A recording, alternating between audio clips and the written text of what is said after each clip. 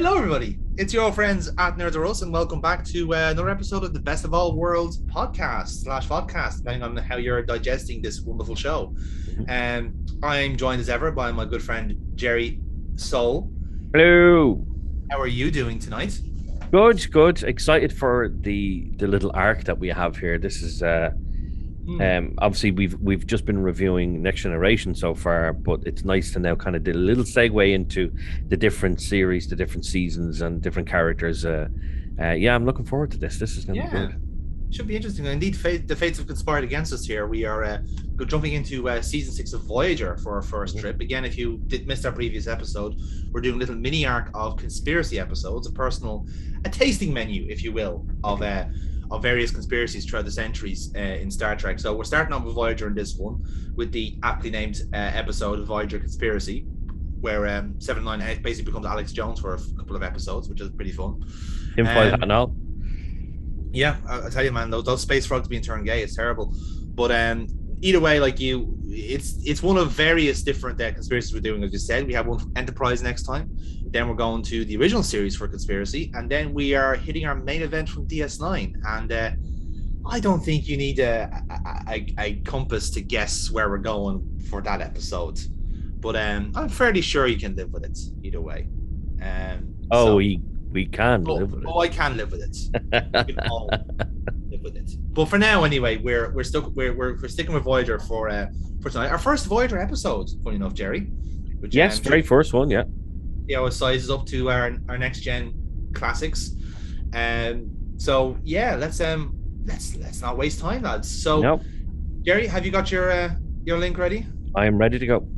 Awesome. So again, lads, whichever streaming device you use for watching your Star Trek, by all means, watch along with us for this first half of the show, and then we'll get into the reviews and other business. So let's kick off then. So on 3, 2, 1, engage. Yes, Borg, sweet delicious Borg. I do love the Borg conduits that they have in Voyager. Cool. Yes. Reschedule for tomorrow. I'm working now. It is kind of weird how they just normalized the Borg after a while. You know, I think it's fine, but yeah, they definitely overused it towards the end of the Voyager run. The Next Generation and even the movie, they are so unbelievably evil. Yes. Whereas in this, it's just like, there's just a few Borg alcoves. You know, it's fine. I'm like, look at that school of Borg cubes flying by. Look at them. Hello. Yes, you're being hunted by a different species, aren't you? Yes, you poor things. It's okay. It's all right. Sensor scans, navigational protections, engineering updates, away team reports, scientific analysis. The results for a Scott tournament. That's it. We must read and study this information. An efficient procedure. I do want the LCARs to come up there going, you lost. 7 of 9. 7, Naomi Waldman. 9. Physiology is different from mine. Guess I'll stick to reading my lessons and listening to Neelix tell stories. Well, we all know how good those stories are. Can I watch? Definitely.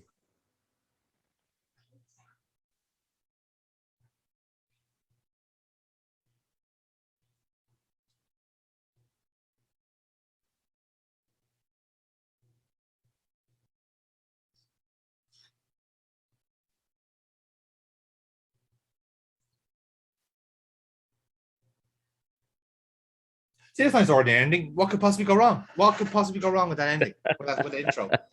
Nothing could go wrong with that. Nothing at all. No. Not with that air of ill intent around the score. Nothing at all. Nope. I have to say, out of all the intros, I think Voyager is one of the best. Yeah, it's up there. It's definitely up there. The music is good. Yeah. The fantastic shots that you get. Just brilliant, like. Yeah, no, I think it certainly put a lot of effort into it. And I don't know why, because I'm reminded of the DS9 intro in a sense where they didn't really change much about this intro from the seasons. They just kind of kept it the way it is, except for maybe 1 to a little extra touch-ups graphics wise. Whereas with DS9, they kind of added this weird bongo to the music, and it's just like, you really have ruined this. But put it back. Yeah. You look at Next Gen, and the first, I think, 2 seasons did the same intro, and then it changed different visuals. Yes. The same sound and whatnot. Then you've got Deep Space Nine, who had like a couple of comets going by, and then it changed to a couple of different runabouts. And then the Defiant flyby. And I'm like, oh, you didn't need to do that. Like, so I love this. I just think this is great. And Voyager was never my favorite ship, but I do love the nacelles coming up, and because it's an really internal cool. logic to it. Yeah. Like I said, we'll have a good long chat about Voyager at the end of this. Oh, you better believe it. We'll get into it. Because again, the shipyards will make a return in this episode, thankfully. It's only been like damn time. Yeah. That's the thing, it's so long since you've seen another ship.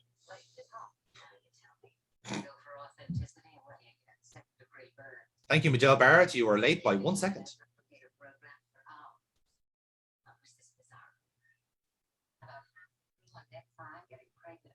Yeah, apparently some guy called Riker was found on the Deck 6. I don't know anything about it.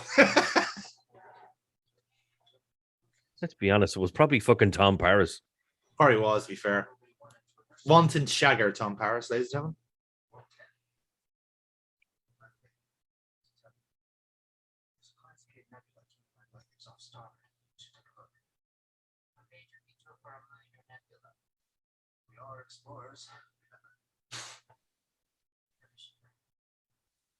This stuffing is delicious, Chakotay.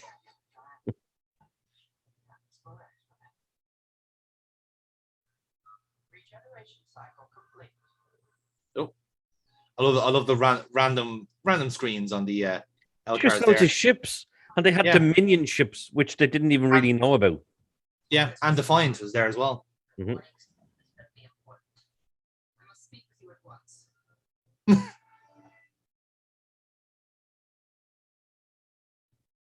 In fairness, you can actually tell the CGI bit from these Voyager episodes, can't you? Yeah. Models are long gone here, lads. I much prefer this stuff. I much prefer the CGI. Is Tuvok on an actual office desk chair there? Yeah. It's the first time I've ever seen that, actually. Ooh, no.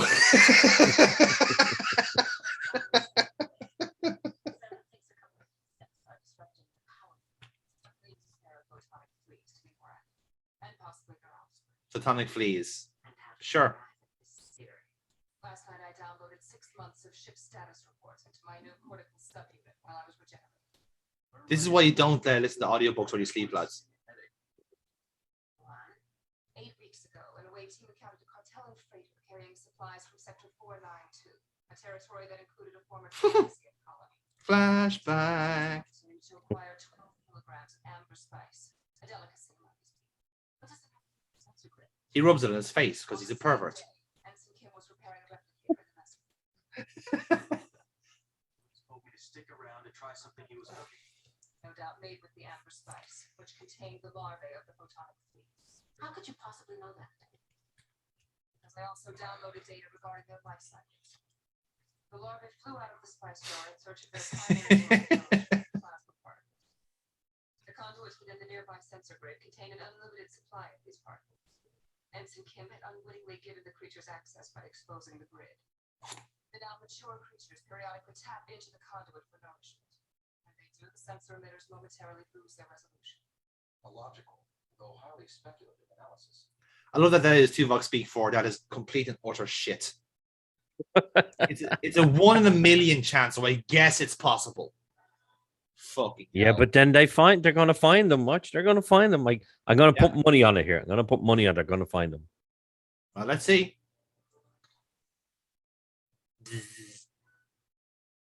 Now there you go. a broken clock is right twice a day. I love Jerry Ryan's like, bitch, I'm right face. Yeah. It's like when you're a long shot bet, finally does come in and everyone was chatting shit about it.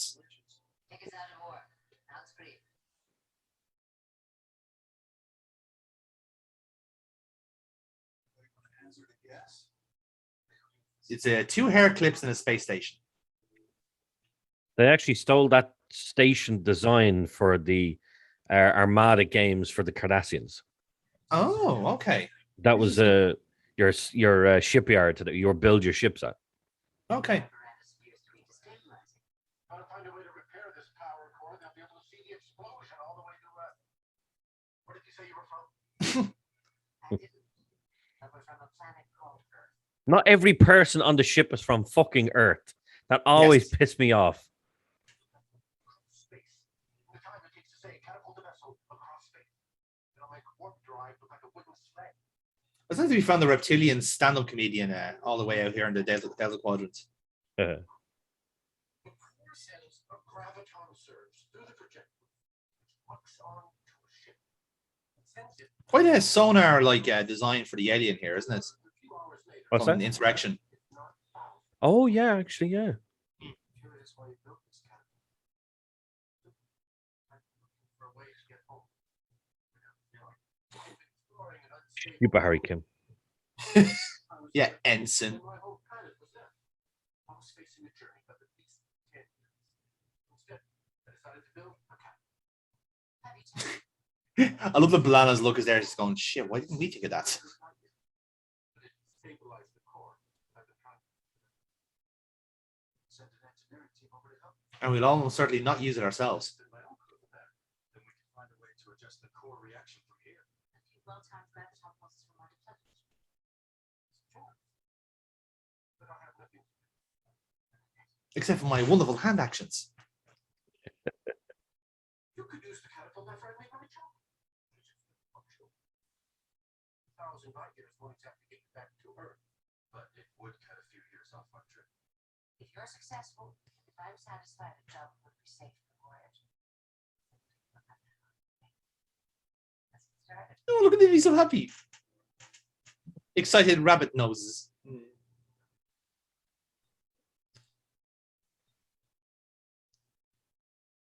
Here she goes with her crazy audiobooks again. Yeah, fucking free trial on Audible going way over time here.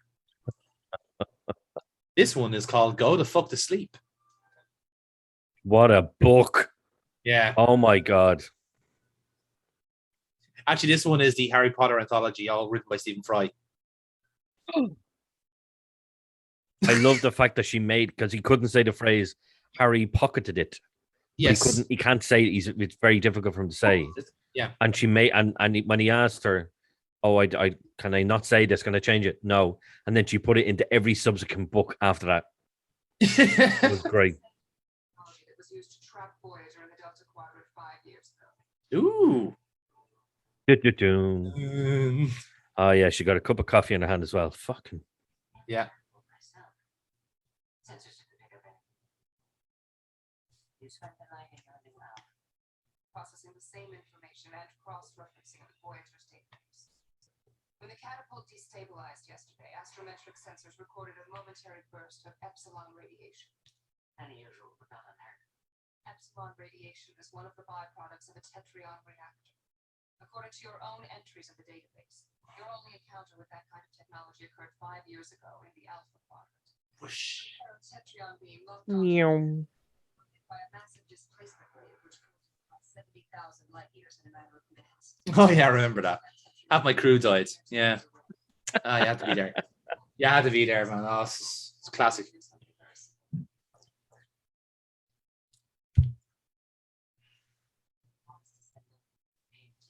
Out of concern for our safety. It's obvious he was trying to hide his tetryon reactor. The first time we met a caretaker, we were pulled halfway across the galaxy. The second time we were almost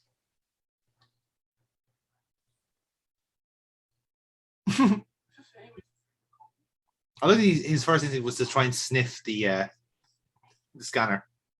Mm. I'm just going to stand over here in this corner out of shot. Just in case you need me again.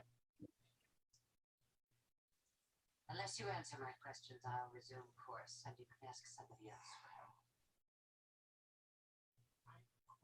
The Tetra. This territory is full of species who would do anything for such advanced technology. apologize for the deception, but you do understand.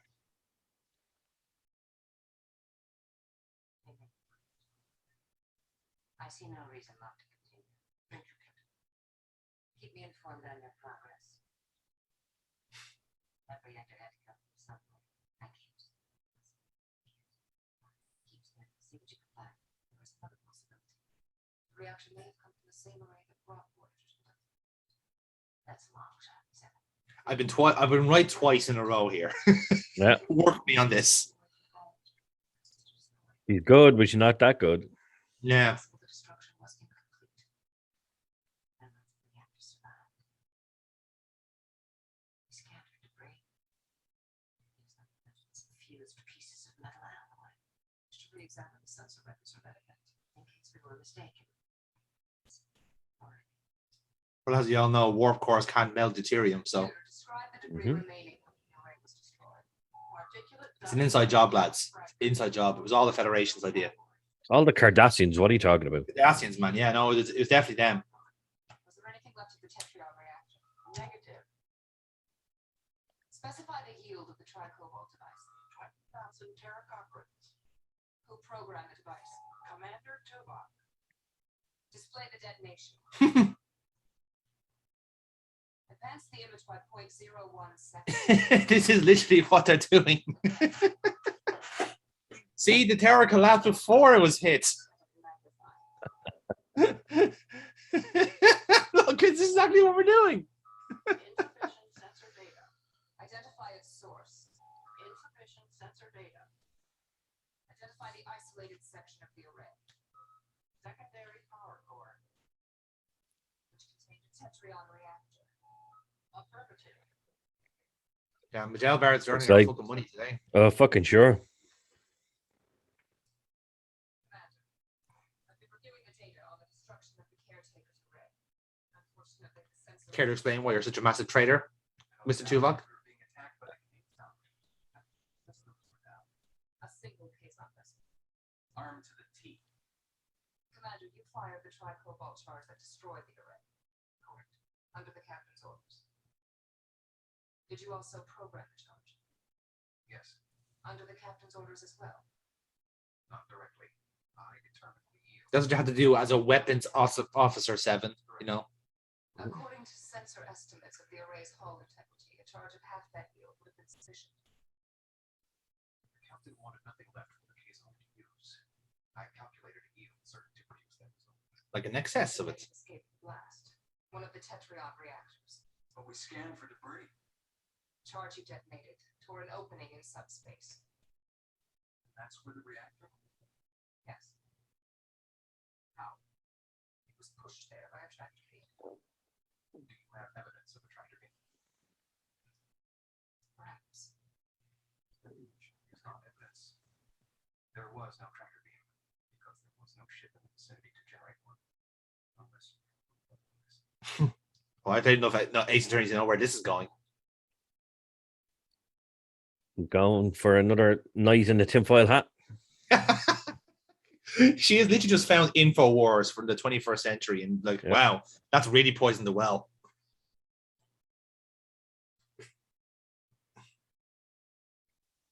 Now there's larvae everywhere. I require information. That can count as a snack. Catapult technology was derived. God, I'm so Mm. lovely. Nom, nom, nom. Sweet, delicious knowledge. How long were you in the vicinity of the array before Voyager arrived? About a year, Tess was on a nearby planet. She was 2. How did the caretaker direct? Oh, no. In my opinion, any being powerful enough to grab ships from the other side of the galaxy. According to Voyager's database, he claimed he was searching for a genetically. It's a good thing Neelix hasn't heard the Iconians there, or he'd be fucked. It absolutely fucked. Yeah. What happened to them?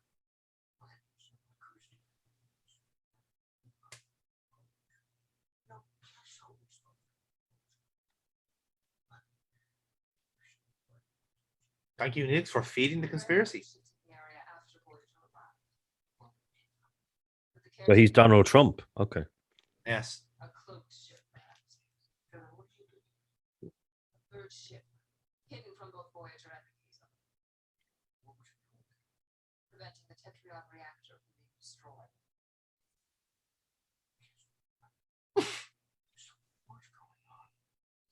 Oh, I do love. I do remember now how Neelix like gradually got stupider as the show went on. He was extremely clever at the start, and now he's just like, Yeah, he was He's a a trader, he's a merchant. he's a, and it yeah, was like, he's a "Oh, conspiracy nut now. chef." It just shows you how quick Q Trek can happen, lads. You know, check on your loved ones. They could be living. They could be. Check the forums. Make sure they're not liking any weird things. You know. Well, And the he got fact that the anti- first picture that came up there was Neelix. Ah, yes, Neelix was a Cardassian spy all this time. Mhm.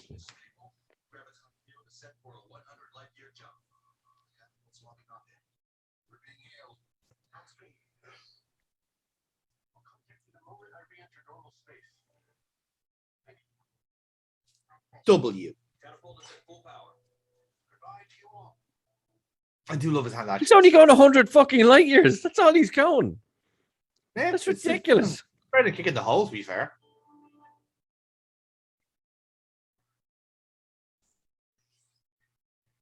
Oof, that's a nice one. I like that. How long before we can expect to hear from him? This vessel survived 1 or 2 hours. 7 of 9 to Commander Chakotay. Go ahead. I regret to inform you that they have turned the frogs gay. Please record. Please, please visit the astrometrics lab. Seal the doors. Deactivate all sensors within this room. Voyager's presence in the Delta Quadrant is no accident. You and the crew have been stranded here intentionally. Captain Jake. The evil bitch. Oh, I tell you. They're in collusion with the caretaker, possibly the Cardassians. I love Robert Beltran there. He's going like, okay. To establish a military. I was in the Maquis, but that's just fucking stupid. Yeah. No species shall enter another quadrant for the purpose of territorial expansion. Federation decided. The Cardassians decided. Captain Janeway would be the last person to violate. Oh, yeah, she's not a real Captain Janeway. I She's the wonder vice- did the Romulans sign that because they were primarily in the Beta Quadrant.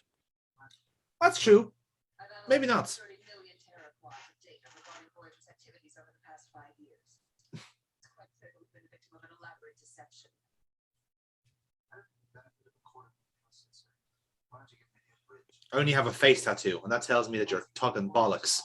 Felix recorded the appearance You see, he's officially back in Star Trek Prodigy. Yes, he is. Indeed, he is. A Cardassian warship. coincidence. Only days before Voyager's arrival, the Cardassians were already in the Delta Quadrant. The caretaker was trying to find a mate. Remember? He was pulling ships from all over the galaxy. Garrick was taken. The caretaker's actions. In each instance, he would examine the crew's DNA, and when he failed to find a genetic match, he would release the vessel. But in this instance, Neelix's sensors indicated the ship vanished. Obviously, it was returned to the Alpha Quadrant. Why? You seem to have all It was in the wrong Star Trek show. It was meant to be in DS9. These things happen, man. These things Will happen. do, Cox. Send me fucking back now. Wrong show, you idiots!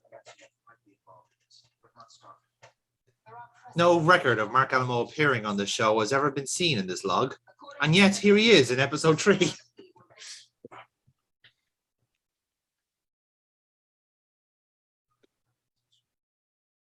You said that Tuvok and Captain Jake. Tell me how. At the same time, the Cardassians were meeting with the caretaker. Your Maquis vessel was infiltrated by the Star. You're a navigator. You guided your ship to prearranged Uh-huh. bad guys, but it hit locked onto it. Once you were pulled into the Delta Quadrant, Tuvok could have secretly transmitted final instructions to the caretaker. A short time later, Captain Janeway guided Voyager to the same coordinates. I do love the like Pulled into the Delta as a natural conspiracy theorist, there's obviously some obvious holes in our logic. It's like, well, the caretaker would have pulled you in the Maquis. It's like, yeah, what would the actual leaders of the Maquis? Wouldn't they be more useful in this situation? You know, so just throwing it out Why there. did the captain destroy the array? So the Kazon couldn't use it to attack the Okampa. But she told the crew. But I believe she intended to remain in the Delta Quadrant all along. If the array had remained intact, you and all the others would have insisted on using it to return home. She was keeping it from the Kazon.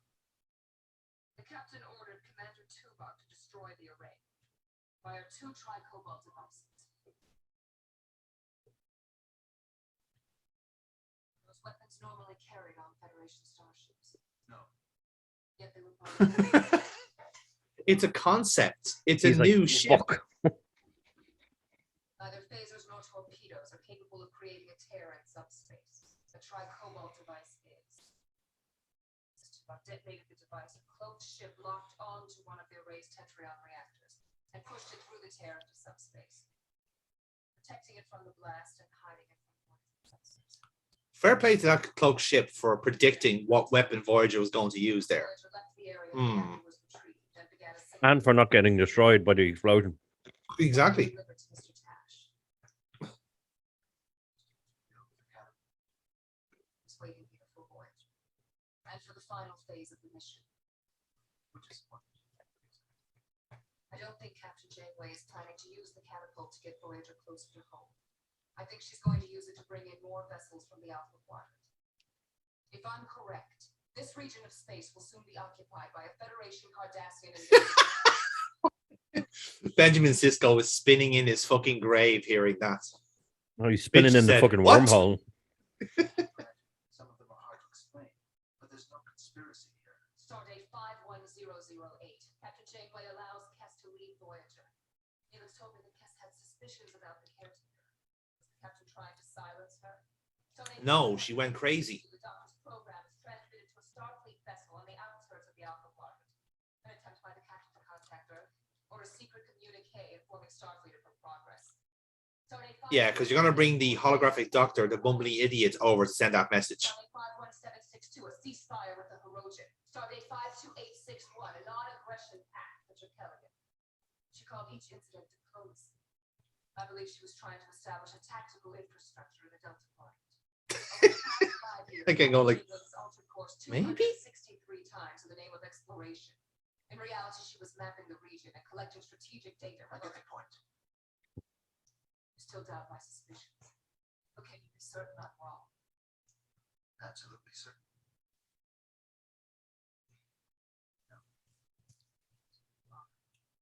You mustn't allow Captain Janeway to retain control of the catapult. It does have to say a lot about 709 here. At this point of the show, they are trustworthy enough of this X-Borg drone to go, you know what, this long shot could actually be possible. I'm picking up a trail. I mean, she's got the shiny thing on her head. I mean, how could you be wrong with that? Can you clear it up? Stupid Janeway is trying to get us all killed. And it only took her 6 years to do so. Are you all right? He went 5,000 light years. Yeah. I had to readjust my shields during mid-flight. Almost lost my outer hull. Some of the modifications. But Oh, I See you like later. that. Yeah, good luck. Data down to Milana. Tell her to enhance our shield. Oh, look at them all excited. so we're going ahead with the jump. Tests launch some probes. If it all checks out, I see no reason not to. Receive the telemetry. Oh, look at little Harry Kim getting excited. I might finally get a promotion if we get back. No. 103 variants to the shield. Now disrupt the emitters. 6 hours. That's why the captain.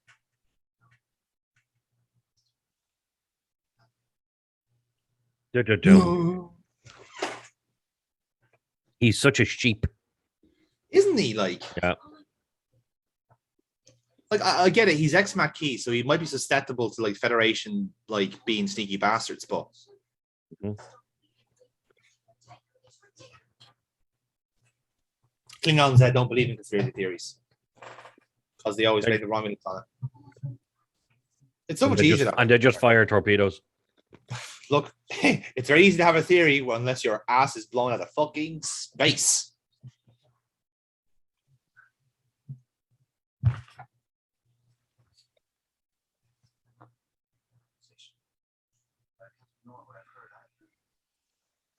I mean, she read it on the internet. It must be true. I want you to delay those. Take a look at it myself. Here's hoping Voyager downloaded a good fact checker. Captain asked me to work with you on shields. That won't be necessary. You know how eager she is to make that jump. Harry, we're fine here. You know how it is. We'll let you know when we're done.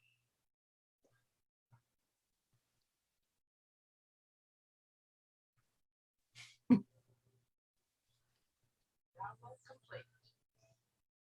Everything makes sense. I love this. And I was like, shit. Go ahead. I need to speak with you in the afternoon. On my way.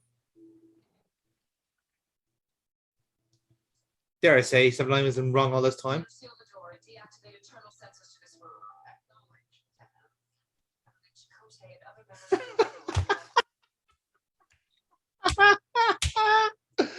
Oh, I love it. Voyager and It's so bad, but I love it. I've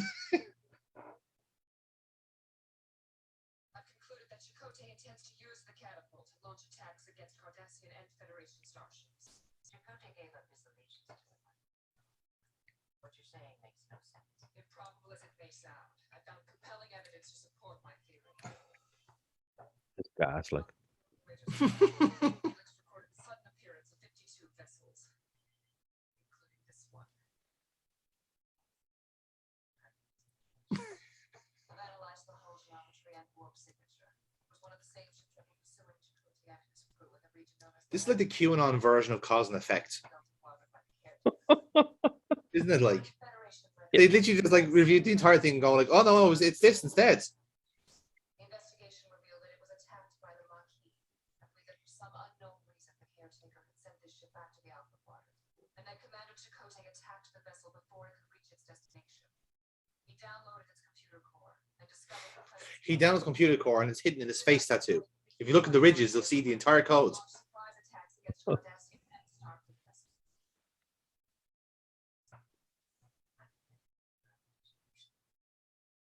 But Tuvok was a spy on Chakotay. If your theory were true, you would tell us. Tuvok collaborated with the Maquis resistance all along. I love it. Resistance, Chakotay plotted a course toward the next likely appearance of the caretaker's displacement wave, offering his vessel as bait. His ploy almost succeeded, but the caretaker was more powerful than him. I like how according to Seven, they've waited 6 years to do this invasion of Cardassia. But I love the fact that she said the reactor went from courier to courier to courier. Yes. They've traveled about 30,000 light years by this stage. Yeah, about that, yeah. Who carried out your order to destroy Yeah, because it really traveled all the way there. And it beat them as well. Yes. set the yield to 20,000 terracopies. It was enough to tear it open in subspace. Cloak ship locked onto one of the reactors, protecting it from the blast and hiding it from Voyager's. It would be hilarious if like this tractor beam ended up just being like a smudge on the printer. Until it was delivered to Mr. Imagine, Wouldn't it be Jesus funny? Christ. To build the catapult. He was waiting here for Voyager, so Chakotay could complete the mission he was forced to abandon 5 years ago. I mean, it's theory of yours.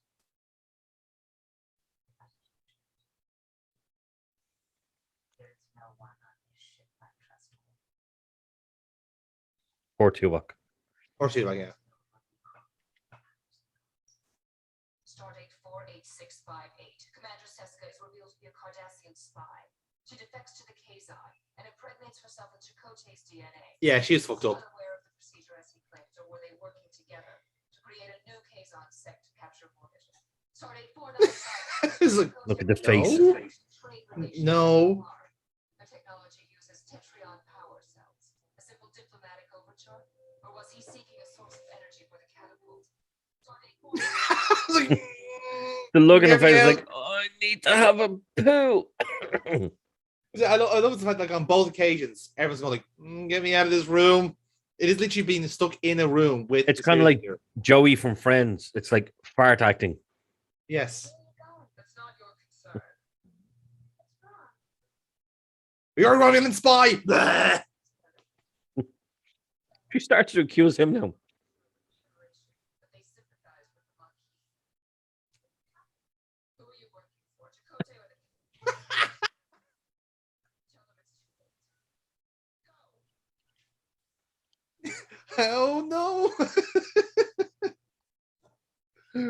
So fucking funny.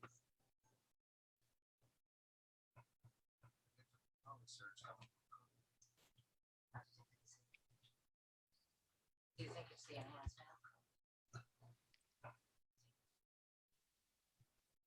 Oh, I love that little nuance there. Yeah. That was good. I like that.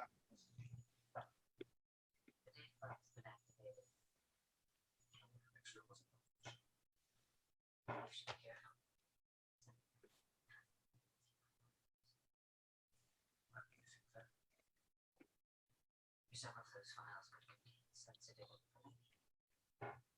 That's true. Somebody might think you were trying to do something.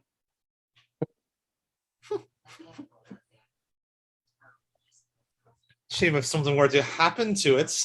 Do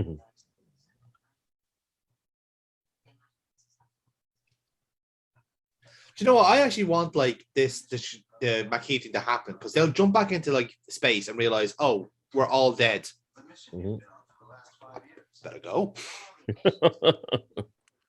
Seven showed me the sensor records. I saw the tractor beam. She shouldn't. But she implicated you in some kind of monkey plot.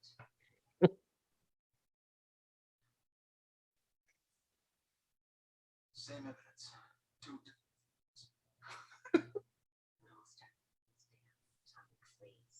She was downloading Voyager's database. Richard Captain Janeway. Go ahead, Harry. I just picked up an unauthorized launch of the Delta Flyer. Seven's at the helm. Set a pursuit course. Acknowledged. Rotate to the doctor. Get down to Clocker Bay 2. Have you got any cure for conspiracy theorists? Yes. Facebook. No. I mean, No, the only cure for a conspiracy theory is a bullet. yeah. Or a good book. No, you're right. Bullet. Oh, you're right. You put the gun in front of the book and it's a silencer. Yes. Come on. You kill them with knowledge.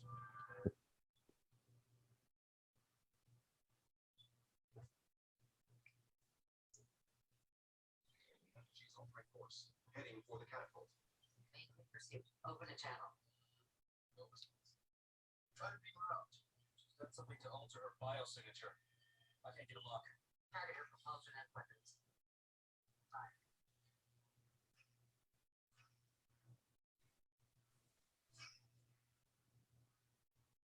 Scanners are out of alignment. She's put it on drunk mode. Doctor to Captain Janeway. Report. Seven downloaded too much data into her cortical implant. She's trying to make sense of. She's run out of RAM. Lead me onto the Delta Flyer. I'm going with you. This is part of your mission. This is my purpose. Energize. I love this case. Like, cut the bullshit.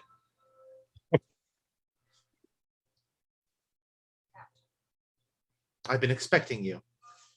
You can't hope to stop me. You'll fail. Turn the ship around. Your orders are irrelevant. I'm no longer under your command. Sure. There is no conspiracy. There is no Maquis rebellion. Federation is back. I realize that because I finally uncovered your true objective. Third time's the charm, Seven. Starting 32611. The Federation sends my parents to study the Borg collector. Oh yeah, those fucking idiots. Gobshites. The fucking space equivalent of the crocodile hunter. Yeah, just bring the child with you. It's fine. Yeah, they do. Yeah, fucking crazy scientists. Nothing bad will happen. They couldn't get the maternity leave. In exchange for information regarding species 8472. We agreed to give her 7 of 9. Starting 51030. Janeway extracts the implants from my body to remove any knowledge I have of her agreement with the Borg. Starting 53329.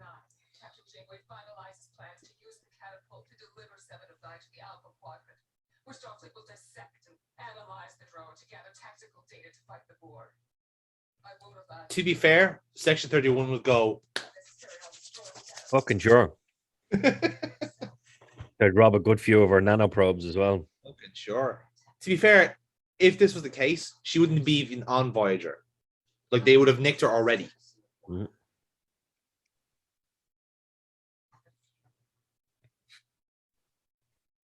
Your modified alpha code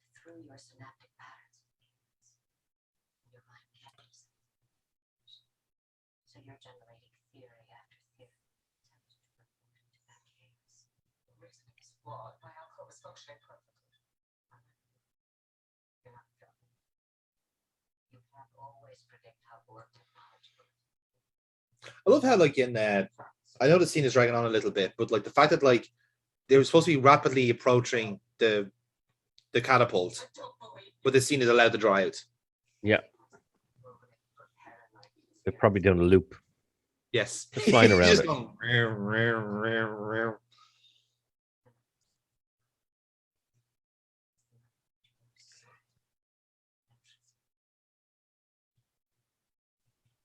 Started 51030. 797 not to resist. Oh my god, a counter theory. Less spotted counter theory. Slowly begins to embrace her individuality. Does she regret that decision? Stardate 51652. The captain encourages Seven to develop her social skills. Seven insists it's a waste of time. I love that Janeway had to recall all these star dates just to make this point. Her first human friendships. Did Janeway lead her astray?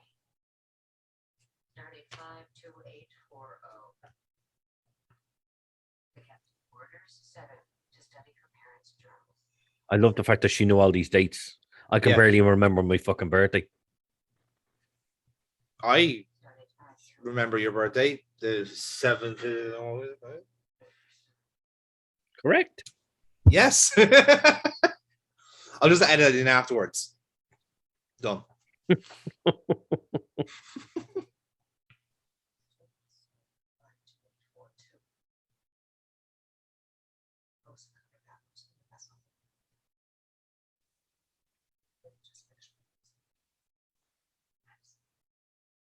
Oh.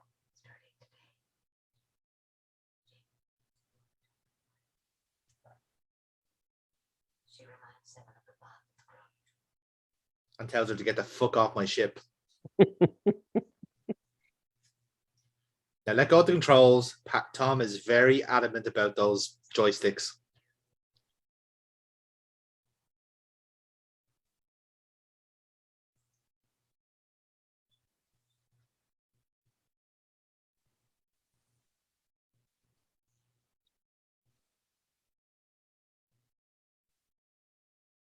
Delta 5 to Voyager.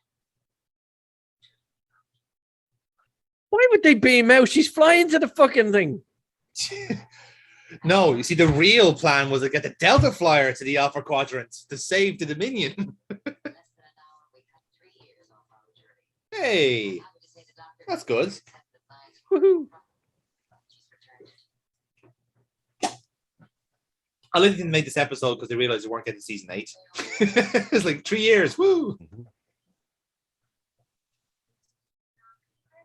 Yes. Full of fleas. I attempt to download Voyager There's a smell. Yeah, it's the stench of it. The alcove function was What happens when you're standing there all night and you just shit yourself? These things happen. Hey, Borg's need to poop as well. 3 books and 10 reports is impressive. The quantity is less relevant than quality. You must be able to interpret the data and enjoy the process. That's why I only read one book every 10 years. Books and reports. And it's the same book over and over again. When? Go to the mess hall and set up the board. I'll join you when I'm finished. I love it. At one point, she was a board drone, and now she just smacks down 10-year-olds in a board game. Yeah. What a life. What a life. Apparently the captain and first officer almost came to blows. First officer walked the plank. Ooh.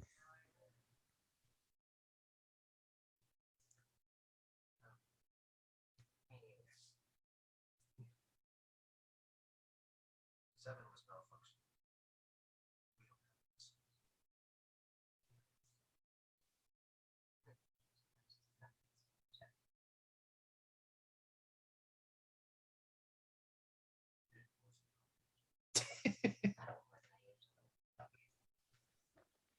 The tiniest little bleeding cup like tiniest little amount of coffee she gives them in that big cup. I know. You miserable It's hungry fucking bitch. beer tankards as well, like. So, And there we go. So there you go. Yeah, that's a Voyager conspiracy. There was none in the end. So good night, everybody. That No, we we know of. That we know. Oh, that's a good point. Actually, we don't know.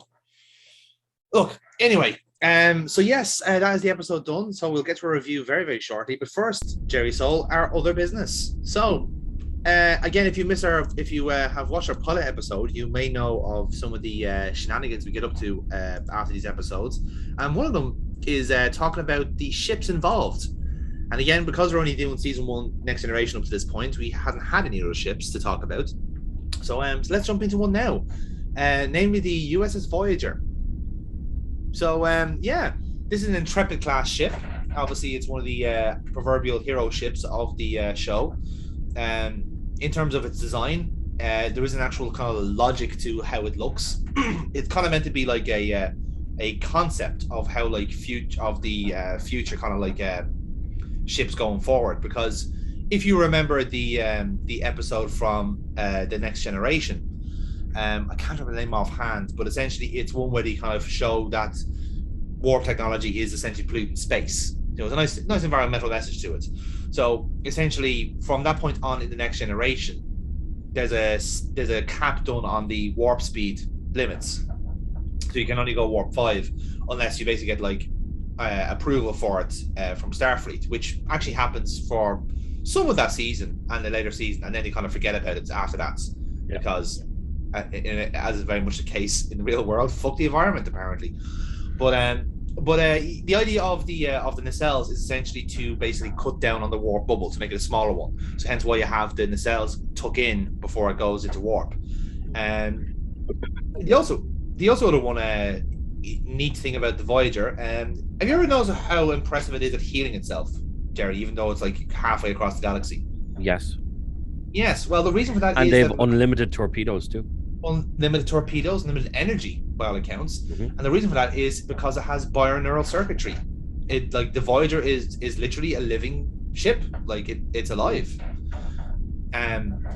Like it's kind of like, I suppose, like as an equivalent, it would be kind of like having like enzymes working the entire ship, I suppose. But like literally half the actual like circuitry are like it's kind of like these gel yellow packs. You see them a lot in the ship, to be fair. I think they kind of like get shown in like stuff like Caretaker and stuff like that, explaining the gimmick of the ship type deal. And the Intrepid is the first ever class to have this sort of circuitry. Now we don't know if some of the other ships, like the ones after this, like your Excelsiors and your Odysseys and stuff like that, has that technology on it. I assume so. But yeah, Voyager in a sense, or at least the Intrepid class, is kind of like your, I suppose you'd call it, concept ship, really, for what the kind of bigger, heavier cruisers will become later on. So like, and in fairness, like it also was designed for kind of deep space exploration as well, hence why you had the gel packs, because it was an idea where you could go on a 20-year binge over space if you wanted to, but then again, so was the Galaxy ships as well, so it's just different evolution on that. But yeah, Voyager, pretty neat ship all the same. Jerry, what would you say about it? It's always been a nice design, and this was the first of a new kind of line of designs. Yes. It doesn't have the exact kind of triangular shaped front. It does have like that, like a kind of oval shape. Elliptical, but you can see where they're going with it, because you go from that and then you look at the episode Message in a Bottle in Voyager and you get the Prometheus, which is very triangular, but it's still kind of along the same lines as Voyager. And you said to yourself, well, that's kind of where they're going. So then you've got the Sovereign, then that has the same kind of oval shape as the as Voyager. Yeah, right behind you there. Yeah, so they started to go a little bit different. You look at the nacelles on the Sovereign; they're very similar to the nacelles on they're tucked in as opposed Prometheus. To the Galaxy. Exactly. Yeah. So you could see where they're going with it. All kind of, even the newer ships from the likes of Picard and stuff are very similar as well in terms of their design. So really, really nice. She wasn't the biggest ship. She wasn't the baddest ship, but she held her own. the one I will always say is Year of Hell, or the Year from Hell, where she gets an absolute battering, and she just keeps going and going and going. Yes. Like there's literally like 2 decks left. That's all there's left, but she just kept going and going. So she's as Riker says about the Defiant in First Contact, she's a tough little ship. That Absolutely. she is. But it's a nice design. Everything from the obviously the exterior, the interior. They seem to have unlimited healing capabilities, unlimited torpedoes, and unlimited shuttles. For a ship of its size, they have so many shuttles on that ship. It's amazing how many shuttles you can generate based off what you need from the riders. What I find hilarious is that the shuttle bay that it's right at the back of the ship there, that houses unlimited shuttles. Yeah. Neelix's ship. Yes. And the Delta Flyer. Yes, indeed. So for a ship of its size, it's obviously got some Harry Potter magic for the interior. Yeah. Because by my reckoning, that's far too many things to have in a ship of its size, because it's not big, it is quite small. So it's strange one, but excuse me, I beg your pardon. Well, it's a great design.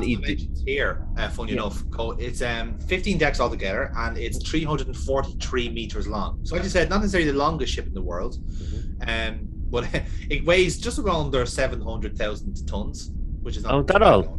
Oh, okay. Yeah, and in fairness, like it only has 160 like crew members on it at any time. So, much like the kind of Galaxy, like the Galaxy ships are so big that like someone did kind of run the maths. You could say like, well, like they're so big and so vast, like you could actually get like 10,000 people onto it in theory. You know, if you really were, like, I suppose like in kind of wartime, you might make the argument that the Galaxy would either be trimmed out or whatever it is to work with it. So I don't know, maybe you could make the argument that like with so few people on the ship, you could have just like you know, dumped out a whole lot of the fucking like living quarters in the hulls and so forth just for stock, essentially, which probably was the case, like logic wise. So yeah, which is a great design. I do particularly like their warp core.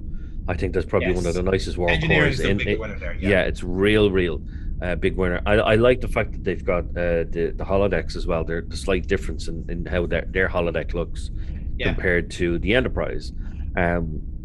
I think everything about Voyager was nice aesthetic. It looked well, it moved well, it maneuvered quickly, it packed a punch. It was the first Federation ship to have the split phaser beams. So if you look at the top and the bottom of the saucer section, instead of having the one phaser string that you would have on the Enterprise, you had separated ones. So effectively, you were getting 2 underneath and 2 on top. So it definitely, for such a small ship, it packed a punch. Indeed, it did. Absolutely. Indeed, it did. So, as you said, it's an Intrepid class ship. Do you know any other Intrepid class ships, Jerry? The Bellerophon. Yes. Who was commanded by Mr. Admiral Ross. Yes, indeed. We see it in one of the episodes we were going to talk about in this set, but we're going to keep it for special occasions. Yes. We see that in Inter Arma Arnum's Silum Legis. So yes, that's his ship in particular. So again, he's an admiral. He gets all the cool shit, it seems. Yeah, true. Which is fair enough, to be fair. But yeah, like I said, it's 344 meters long.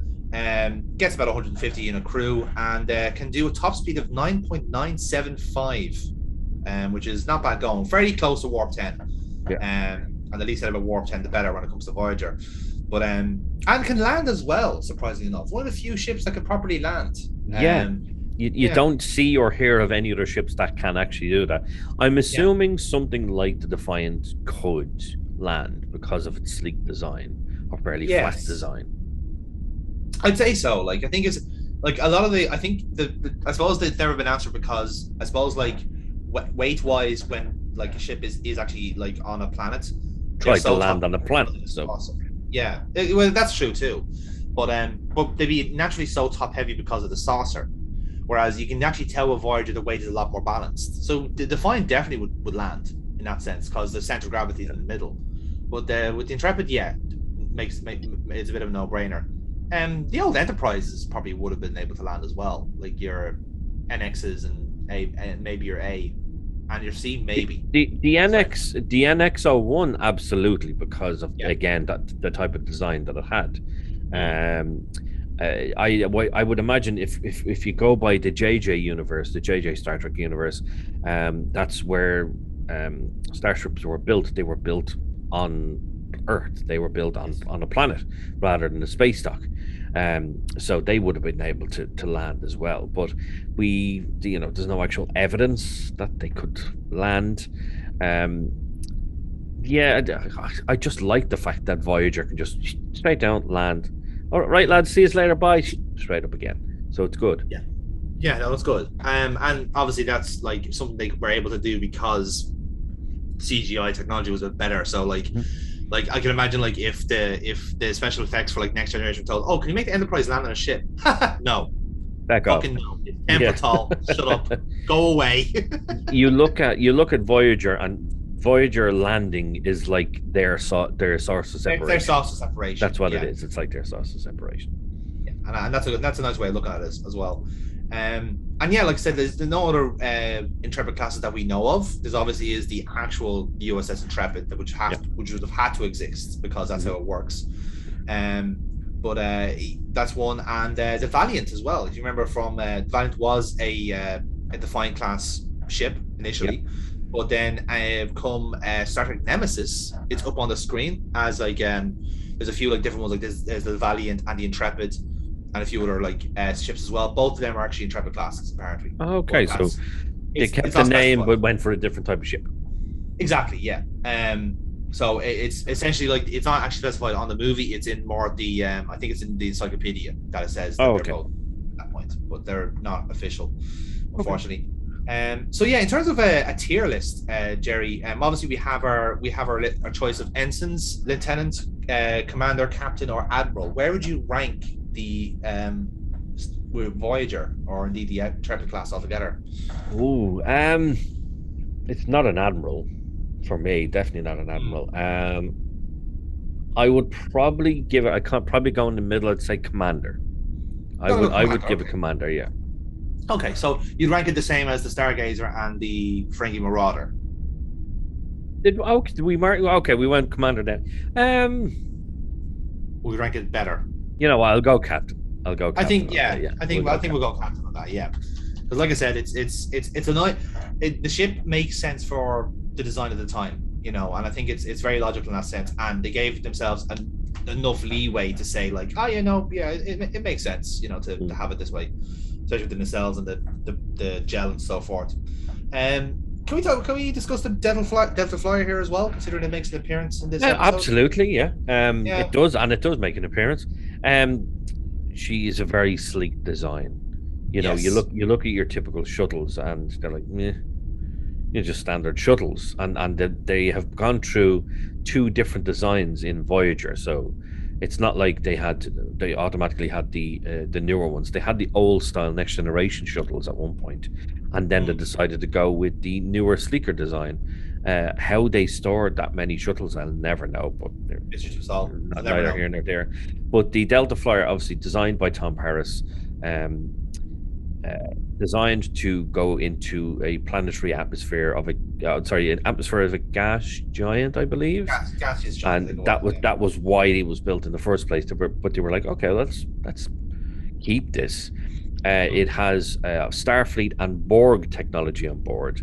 It has dual controls, so it has normal Starfleet controls, but then it also has old style manual controls from 20th century Earth. That's all Tom Paris as well. This is not a small ship. This is a much bigger ship than a shuttle. And again, like Voyager, she might be small, but she packs a punch. With the Borg-inspired cannons, I think they have, or something. There was or weapons anyway, and it has photon torpedoes and phasers, so it definitely has a lot of technology in it as well. She's a lovely looking ship, though. Yeah, very sleek design. Very sleek design, and the fact that they have like the two little green lights on it to indicate, oh, this is a Borg bit, and I'm like, yeah, okay, Yeah, you sold me there. Okay, you sold me there. I like that. That it's a nice little touch. Yeah, she's nice. I have to say now. I will say when she did get blown up, they built a new one very quickly. They did. Well, they had the blueprints. They did a bit of 3D print on it, and it was fixed. That's all it takes nowadays. Just a 3D, yeah, apparently, yeah. 3D print, and then it's done. That's exactly it. And yeah, it was exactly that. Like what they once just had, they were able to just make another one fairly quickly, even though the first one was like kind of built out of Paris's bare fucking hands. Which kind of begs the question: why not just like dump out all the other like shuttles and then have like an entire fleet of Delta flyers? Kind of way. Well, I suppose beggars can't be even have 2 or 3 of them. Yeah, at your command, because if you had a small fleet of them, if you came across a Borg cube or hostile enemies, you launch fighters, you launch the Delta flyers, and they would be as good to you as a Defiant would be in a kind of battle group. It'd be interesting for them to have. That was the way it's kind of designed, because like I said, it has like that kind of like hybrid of Starfleet and Borg technology. Like you have your unimatrix shielding, you've got your photonic missiles and crazy stuff like that. And like I said, for purely aesthetic reasons, Paris wanted the kind of actual like control panel from like fucking Captain Proton, which was definitely not a piss take with Buck Rogers, folks. That's really that. But yeah, it was one of the various things Tom Paris did on the ship, because basically the writers needed someone to do shit, and Tom Paris was there. I like the Delta Flyer too. Like I would have imagined like Starfleet when Voyager came back for the Delta Quadrant, going like it's case like oh wow, the Voyager's still alive. Oh, what did you do? Well, we've got future armor. We've got a reformed Borg drone. We have whatever the fuck Neelix is. Oh, he's gone. Fucking never mind. He's gone. Oh yeah, we have this brand new shuttle for you to take on all of your wars at once. It's called the Delta Flyer. You're gonna love it. And literally just like, right, we're gonna go to Delta Flight. We're going to Delta Quadrant. Fuck that, like, it's just that's where all the cool shit is, apparently. But yeah, you look at the Delta Flyer, and it's definitely comparable to. Obviously, it's bigger than a standard shuttle. It's comparable in size to a runabout. Yeah, a runabout is what I'd say. Yeah, definitely to a runabout. They're probably better. They're more maneuverable, better firepower, so they would be overall better. And it's a nicer design as well. Even though I do like the runabouts, it's a nicer design. Yeah, it's got a stupid amount of arms. Like it's got 8 phaser arrays. You got your missiles, you got your torpedoes, and a pulse phase weapon as well. It's got all of that, and it's still got like a reinforced hull as well. So yeah, looks pretty sweet all the same. And yeah, that's about it. So I suppose we can kind of give it a ranking as well, considering it makes an appearance. Delta Flyer wise, where would you put it? I'm going to put that in Commander. Yeah, that's what I'll do there. It's not high enough to go to Captain, certainly not high enough to go to Admiral, but yeah, we'll go with Commander on that one. She's a nice mid-level attack. We'll call it an attack shuttle or something. Yeah, I'll call it that. Yeah. So she's like a mid-range one of those. So yeah, I'd go with She's good, but she's not Captain good. No, I don't think so either. I think like it would have been Captain Good if like Tom Paris just didn't have such a fetish for the 20th century. Just like because like they don't work. They're there literally just because Tom Paris is a nerd. So so we have to do something. Nerd, dick, pure nerd. Well, look, whichever comes first in the dictionary. So there you go. That's how our shipyards look at the moment. Only one guest star to tell you about this week, Jerry, as well. So our guest among the stars. Actually fairly quiet episode for just like cameos overall. So just the one to tell you about, and it's LB Shelsnick. That was the alien dude, I'm assuming. That was Mr. Tash, yes. So where else do you see him? Ooh. In Star Trek. In Star Trek, yes. I'm gonna say some sort of alien in Deep Space Nine. So you're going for 2 roles, I presume? Yeah, sorry, 2 roles in total. Okay. Well, shockingly enough, he has 3 to his name. So obviously you mentioned Tash, who was in this episode here, a Voyager Conspiracy. He is also in Voyager again in the episode Macrocosm.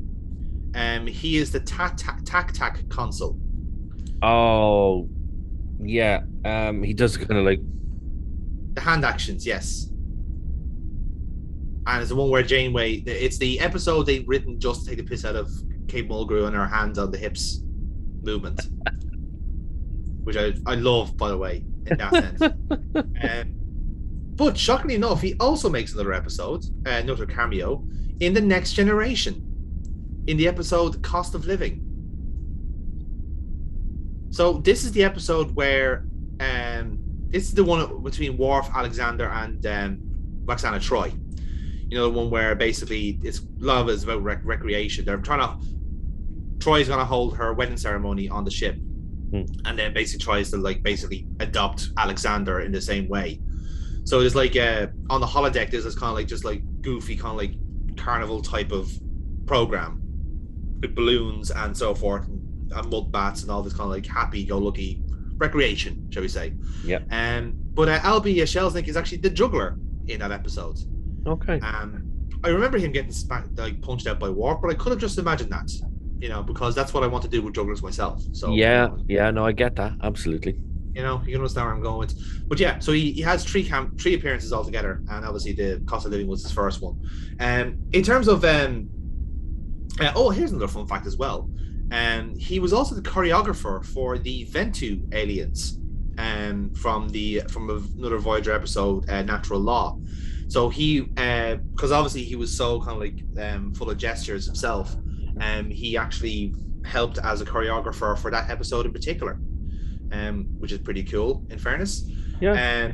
And fun fact, he also sold his costumes for both of his Voyager roles as an auction on eBay. So it was nice of him to do that. I think it was for charity, I believe. Yeah, but pretty much that was it. He's appeared on a lot of crime shows like CSI, Cold Case, CSI New York, and Without a Trace. So he tends to have a bit of a typecast in that sense. But at least from a Star Trek point of view, he's very much the gesticulators of the acting role. So, there you go. So with that, then it's time to get to the scoring, Jer. So let's kick off with our plots. So, what did you think of the plot of 7 of 9 turns the frogs gay?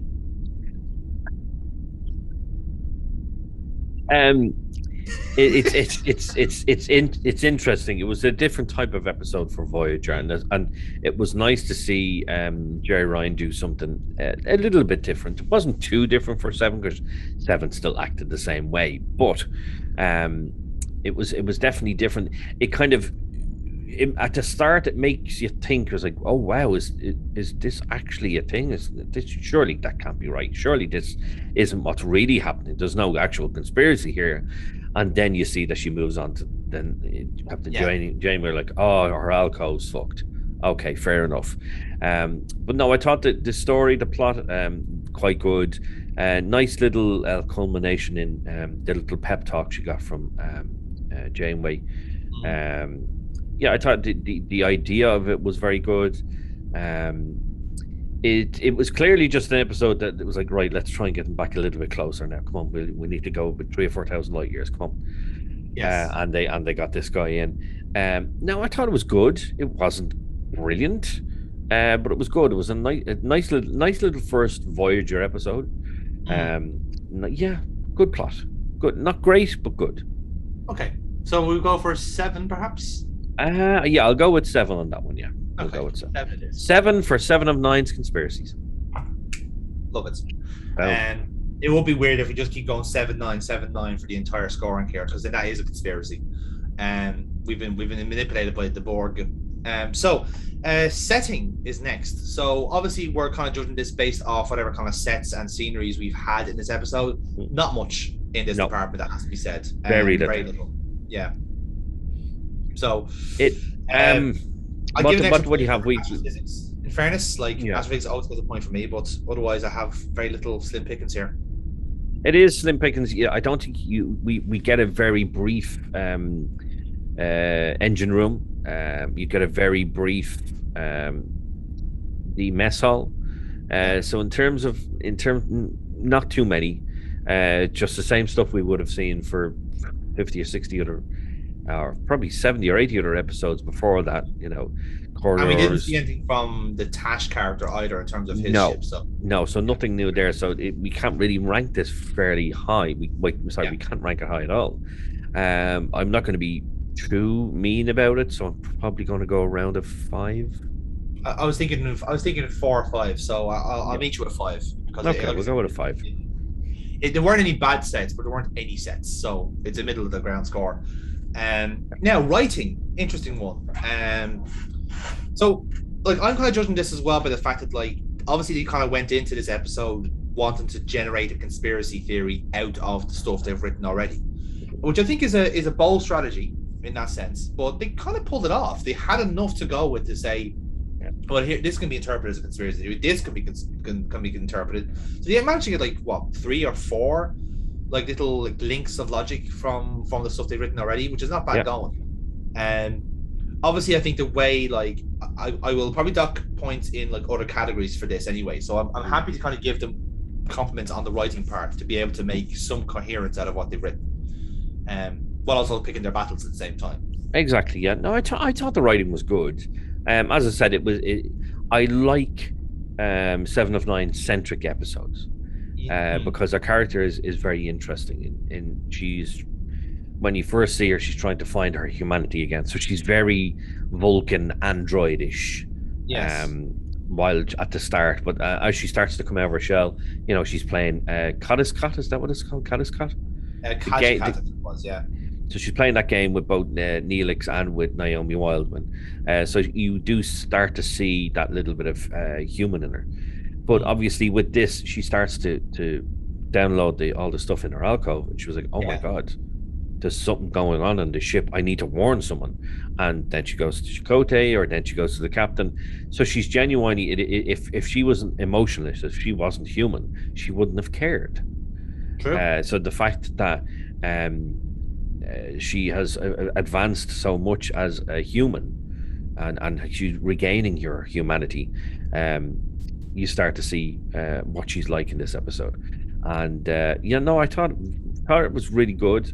I'm not going to go low. I'm not going to go too high either. I'd go around about a 7. 7 I'm happy with, yeah, as well. Because like I said, I'm docking kind of points in other categories for in terms of the way the characters went in this episode. But yeah, I think 7 is fine for what they did. Yeah. The type of episode they were doing, really, because there's a bit of a local episode, a bit of a cheap episode in that sense. You know, as I said, there was a means to an end to it. Acting wise, again, probably one of the strong points here for Jerry Ryan herself. And the little subtleties, like this is an episode of subtleties when it comes to acting, especially from Robert Beltran, who again was great, actually put on a quite a good shift in this one. Yeah, it's all about his facials and his eyes. And you're like, oh, actually, really good. Like he was like, what are you talking about? That can't be right. But even what you mentioned it while we were watching the episode as well, that little bit where they meet in the cargo bay. And she kind of looks down and she sees the phaser. I'm like, oh, we're wearing phasers now, are we? Okay. Yeah. But it's like nice little nuances, nice little things in there. And of course, Jerry Ryan going on a mad one herself, really. Jerry Ryan going on a mad one. As I say, her 7 of 9 centric episodes are always good. I don't think there's an actual bad one, really. They're not bad, but not brilliant. Yes. But I have to say, this is one of the better ones. It gives you another insight. She is trying to help, but obviously the implants and all are kind of fucked up because of the alcove. So I think I'll go with 7. I think for the acting. I was gonna say 8, so I think we might meet. I tell you what. Let's go 8. Let's go 8. Okay. Yeah, we'll go with 8. Okay, so this is gonna be an interesting one. Action. There was none. There was none. There was none. Nothing happened. The only bit of action that you actually see in the episode is the station blowing up. Yeah, and so there's zero crack in this. I don't want to give anything a 0 though. I know it's hard to say 0, but there's a few cardinal sins here where they're using kind of like the reuse footage, of course, like naturally for this type of episode you would do, and so forth. I guess, like, again, in terms of I can't really say anything for action because there weren't anything there. So yeah, like it'll what do you judge on what's not there in a sense. True. But I don't want to go a 0, so it's going to be a 1 or a 2 for me. I think we'll go 1. I think we'll go 1. Yeah, we can't go 0, but I can't really go any higher than 1, to be perfectly honest. Yeah, Yeah, unfortunately. we'll go with a 1 in action. Hopefully, the next Voyager episode is full of action. Be like 10. So I remember Series 6. Nope. This is when they were on a bit of a shoestring, lads. There, the belt was tightened. Effects now, on the other hand, I do want to give them props on the actual catapult, because I can imagine someone at like BioWare was watching this episode and thinking, "Bing! There's our fucking spaceship sorted." Because it is exactly how the mass relays work in Mass Effect. It is literally just a catapult across space. It's like, that's perfect. I like the effects of it. I like that it actually looks a bit like, in terms, not the actual like frame of it, but the actual like the pulling the ship and yeeting it across. It kind of does look a bit like a trebuchet in how it does. It's like a net and fling it across. So I did like the effects, and I gave them a plus on that. That was particularly good. You've got his ship, you've got the station, and then the visual effect of him actually making the jump was actually quite good. That's the one thing I will say about Voyager. Their effects can be amazing, or they can be very dull. In terms of it's just Voyager flying along. It's like we've seen that 1,000 times. Whereas there was nice visuals in this. The colors and the kind of energy, the patterns of the catapult working were quite good. And as I said, they obviously liked the design of that station so much that they decided to put it into the Star Trek Armada games. Yeah, absolutely. Which was quite good. And of course, like I suppose this category does kind of change its context now that we're doing CGI as well. So we're kind of critiquing on the CGI vibe of it as well. And there wasn't anything like exposed in that sense. There weren't any like low poly fucking starship officers and stuff like that. So we don't need to worry about that sort of thing.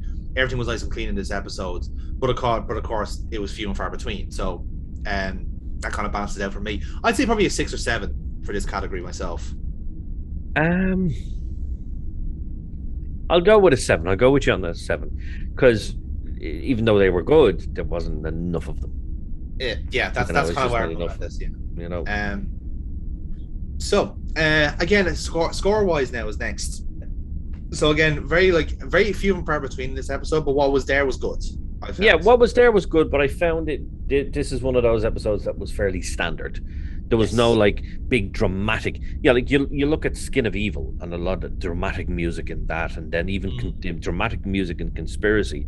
What we talked about the last time is there was one particular scene where the Admiral has the little creature in the box, and it's very Emperor's Throne Room Star Wars, like ooh, like low tones, very like that. This was just a basic standard Voyager music episode, so nothing. It's good. Don't get me wrong, it's good, but it's nothing. It doesn't really excel the story too much. Because I said to you many times before, music can make or break. This just kind of kept it running. Yes, it was like this is where the music goes for this part of the scene. Yeah. I know. So I'm kind of gonna go mid-level here, 5 to a 6. I'll meet you at 6. Okay, we'll go with 6. We'll go with 6. Now scene, interesting one here. There's a few scenes I did like in this episode, because again, it was a very local episode. A lot of it was based off the kind of character work they had done already to this point. So I love that the episode pretty much started and ended with a Chakotay and Janeway chinwag. I liked how there was a bit of a full circle vibe to that. Good, that's a sign of good writing as well, I suppose. But I suppose the one kind of scene I would probably dock from it is kind of the Chakotay immediately like going, "Oh shit, you have a point," type deal. But I'm gonna dock down the characters myself. But scenes wise, there were 2 or 3 really good scenes. Janeway kind of talking her off the cliff in Delta Flyer was very good as well, even though Delta Flyer is hurtling towards the catapult. Get a fucking move on. They always gonna skip that part of the timing. But otherwise, good little character moments in this episode, and 2 or 3 very good natural scenes where the people's like kind of like chemistry is able to flow. And so I'll be happy enough with a high score on this, but not obviously massively high, because it wasn't anything iconic in this episode. No, I wouldn't go too high on it, but what I liked was the 2 separate scenes that she had with both Chakotay, that 7 of 9 had with both Chakotay and Captain Janeway, and she's given them the 2 theories but from different perspectives. I thought they were very good. I did like the 2 contrasting Janeway and Chakotay start and finish having their dinner and then their cup of coffee. Yes. I did like that. I also particularly liked the one where they meet in the cargo bay. Both of them are armed. Both of them are That's ready very to good go. as You're like, well. let's get, Yeah. you going to throw down? You go, I got my phaser. You got, let's go, bitch. And I like that. And then of course the Delta Flyer as well. The scene there. Oh, what will I go on this one? 7.5. I'll meet you with 7. We'll go with 7.5. 7. We'll go with 7 on that one. Seven, yeah. The one thing about 7 is that I should have said this in the acting part. Jerry Ryan has this uncanny ability that she's not exactly a Vulcan, so she's not completely emotionless.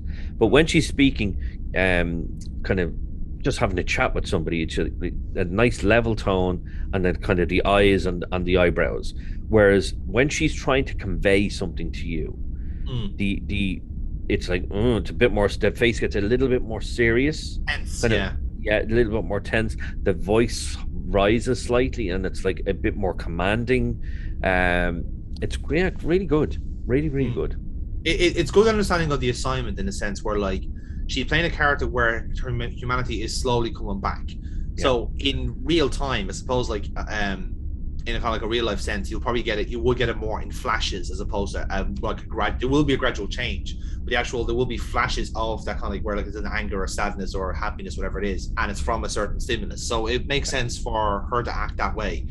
So when she is like exposed to what she thinks is a massive conspiracy theory, she is kind of panicky and she's kind of like fretting about it. But again, the Borg part is going, tranquil up, we know what we're doing here, type deal. It's rationalizing it as well. Yeah, so absolutely. Yeah, well done on that. So yeah, character now is a bit of a mixed bag for me because obviously 7 and 9 gets a lot of love in this episode. This is very much one of her token episodes, if you want to call it that, for the series. A few nice little character moments between Chakotay and Janeway themselves.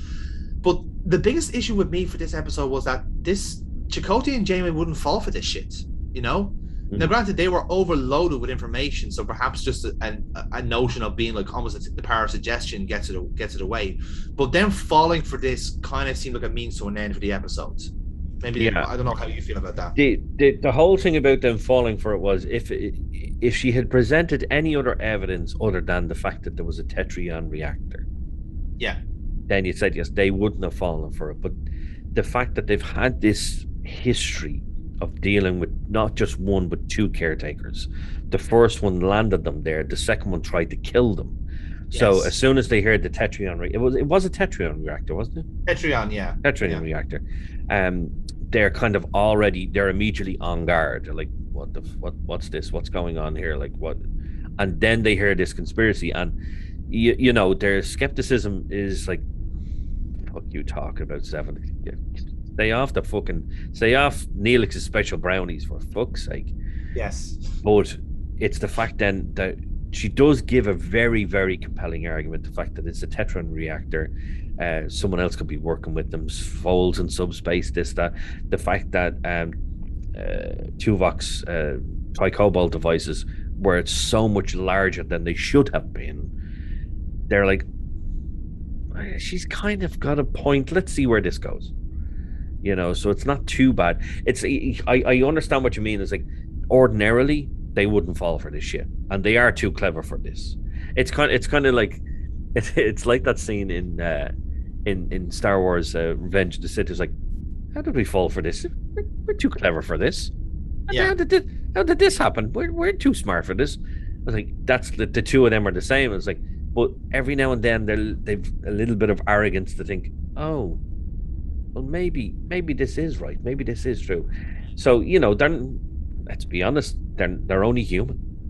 Yeah, fair point. You know? Yeah, fair point. So, and marking this though, ooh, 6 to a 7, I'd say. Not exactly high, but 6. Yeah, we'll go with 6. Yeah, we'll go with 6. So now this will be interesting one. Consequences. So again, a bit of a throwaway episode. A lot of it was just for 7 of 9. But one big deal of this is that they cut 3 years out of their journey. Yeah. So that's a big consequence. It's not a huge thing. Obviously, the writers wanted to throw in another episode where they got a little bit further. you know, Yes. to eventually, I think eventually they get down to around about 10, 15,000 light years away near the end of the season 7, isn't it? About 10, 15,000 light years away. Yeah. So for them to get another 3,000 was good. The fact that they're collecting all this technology as they go, they know how to build these things. I'm like, I wonder how long it would take to build one of those things. Could they miniaturize it, or can they do it in such a way that it's very small and inexpensive to build? Could have gotten home quicker by building a few of them, type of situation. Line them all together, like, yeah. Exactly, yeah, and just kind of go all the way back to the Alpha Quadrant. But it, as you say, it knocked a couple of years off their journey. It's not a big set of consequences, but it does help the plot in a little bit of a way. So I'm gonna go right down the middle. I'm gonna go 5. I am happy to go with 5 because I was thinking myself. So, interestingly enough, Jerry, that officially makes the Voyager Conspiracy our lowest ranked episode so far of the show. I'm not surprised by that. It's a good episode, but it's not a great episode. So yeah, it's as middle as the road as it gets. It's like it just barely a 6 out of 10, and so much so that the Arsenal Freedom beats it by half a point. Would you believe? Wow. Okay. Yeah, I do like Arsenal and Freedom now. In fairness, I do like Arsenal and Freedom. So yeah, so there you go. And obviously, Skin of Evil still top of our list at the minute, but there you it's go. Gonna be, listen, Skin of Evil is going to be one tough episode to beat. But I definitely think there's an episode coming up very, very soon that's going to come very close. Yes, we are currently whetting our appetite for that one. We are hurtling along at warp speed to that episode. Yes. But before we do that, unfortunately, we're going to incur some temporal mishaps along the way because we are going to the original Enterprise. No, not Kirk ship. The OG episode. OG Enterprise. For our next edition of Best of All Worlds, we're going to do our first ever Star Trek Enterprise episode, and we're going to be talking about the Andorian incident. And remarkably enough, this will be our first appearance of Jeffrey Combs on this show, which is mad to think. Yeah, because he's in fucking everything. I love Jeffrey Combs, and the fact now that he's now in Lower Decks. Yes. Now it was only a cameo episode, but it's like, any bit of Jeffrey Combs I can get, please just hook it to my veins. I'm like Barney Gumble, hook it to my veins, because I think for me, even though his characters are my favorite characters, I think he's the best actor in Star Trek. Yeah, I think pound for pound, you make that argument. Pound for pound, he can play so many different characters. The fact that he played 2 Ferengis and they were so different. Yeah. That, it's going to be very funny trying to guess for you, or at least on your side, how many he actually does play, because you're going to rack your brain and there might be 1 you missed or 2 you missed, because it's going to be a lot. Like, it's going to be interesting. Okay, I'm not going to guess now, but I'm just going to kind of count them up here. Okay, he doesn't have anything in Next Generation.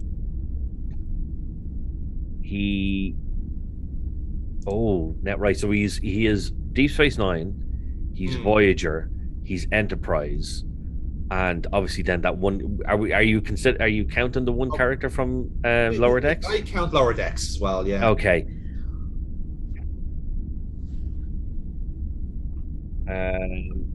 Let's see. In Deep Space Nine, there's Deep Space Nine. There's a Ferengi, a weird alien in like one of the earlier episodes, and Wayun. So that's 3 in there. Then there's, I think he's only 1 in Voyager. Okay. He 1 in Voyager, and then he's 2 in Enterprise, and then 1 in Lower Decks. Okay. Right then. So again, we will answer that question next week, where we'll see if you're right about that. Yeah, should be interesting. But yes, guys, until then, we will leave it there for now. So obviously we're going to be seeing Scott Bakula in the next episode, which is just fucking exciting. Because yeah, I mean, who doesn't love Captain Archer and his ragtag bunch of merry men, and Paul. Either way, folks, thank you very much for watching this episode. If you enjoy what you're seeing, by all means, give us a few comments down the bottom and let us know what you want us to do next after our conspiracy arc, because we're open to ideas, lads. By all means, lads, like, comment, and subscribe, please, to the channel. That would be very much appreciated. Absolutely, yeah. So you're better at this than I am, you know. But yeah, what Jerry said on that side. So in that case, until the next episode, guys. Live long forever. Forever.